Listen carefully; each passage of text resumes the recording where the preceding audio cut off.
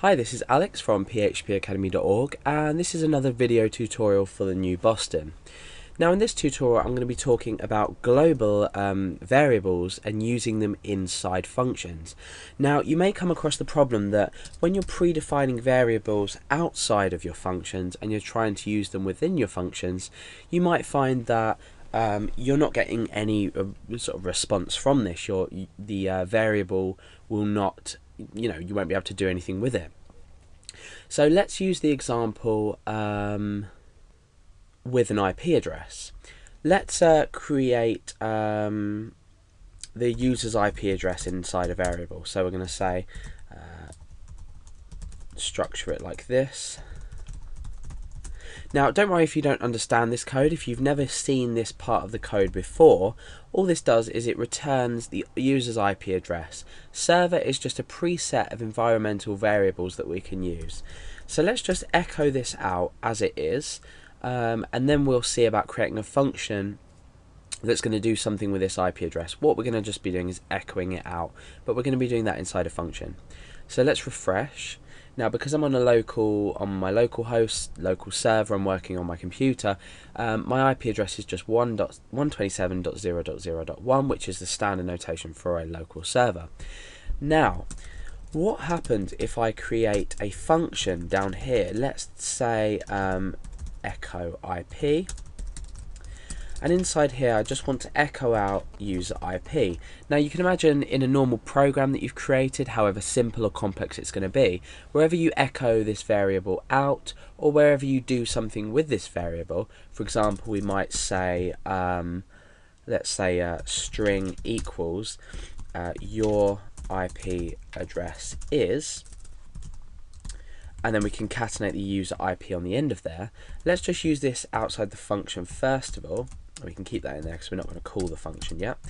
Let's just use this outside of here and we can just echo that out.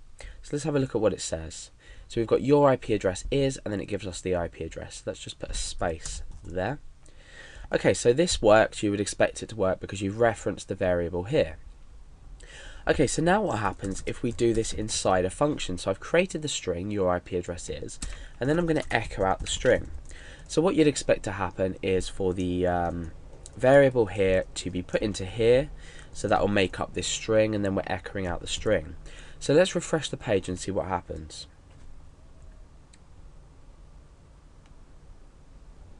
Okay, so we haven't actually called our function, so that's one vital thing I forgot.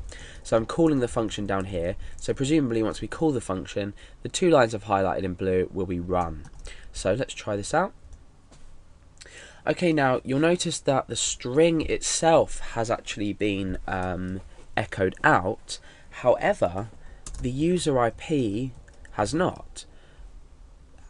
But for example, if we echo it out here, it still does exist. So we're still echoing out this variable still, holds a value. However, what's happening here is we're not being able to access it inside this function. And there's one simple line of code that you can use to do this, and you can put multiple variables within this, but for now we're just going to be working with one. So all we need to do is specify the global keyword and then reference the variable number that we want to make global to this function. So global user IP. Now what will happen is this variable will be able to be picked up from out here, and then therefore it will be put into there. Let's refresh and you can see that it works. We are echoing out this string. The user IP has been gained from this value here. Like I said, you can do multiple things. So if you had, say, another variable here and another one here, you can just separate them by commas. So why would we need to do this? The answer is simple. You might have lots of either static or dynamic variables that you have to define outside. For example, you might have to define it in an include file. You might be including a different file that contains this user IP. So to be able to use it inside your function, you want to create it globally first inside your function, and then it will be able to be used. So for example, this IP address situation, we might want to define it somewhere else. We might not want to define it within our function, because you could in fact just define it inside and it would still, let's just put that right, it would still work. So we're still getting exactly the same result from this when we refresh. However, what happens if we want to use this user IP now outside the function? We're going to have to declare it again. So it's a waste of declaring a function inside the function and outside.